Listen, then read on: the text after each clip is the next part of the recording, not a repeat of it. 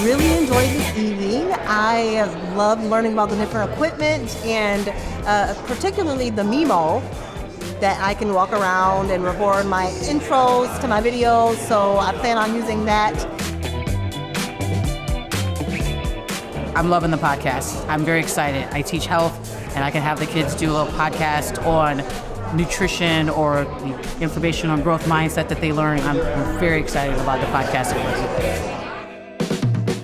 I learned about so many different resources and things that were out there that I had no idea were actually available to us.